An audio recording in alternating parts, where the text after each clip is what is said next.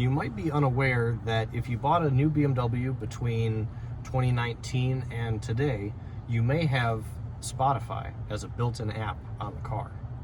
To do this, what you want to do is get out your phone's camera, and then we will scan a QR code that will log in your Spotify account so that you can use it regardless of whether you have your phone connected or with you in the car.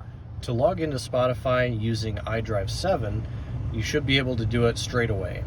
For vehicles with iDrive 8, like this BMW iX, it's going to require that we log in our BMW ID first.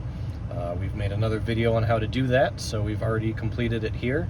So what we're going to do now is select Media.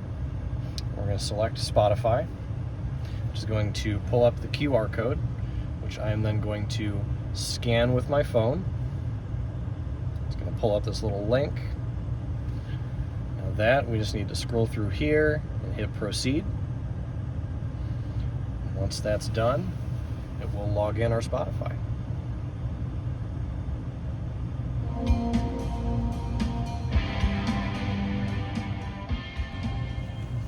Follow us for more videos like this on how to make the most out of your BMW.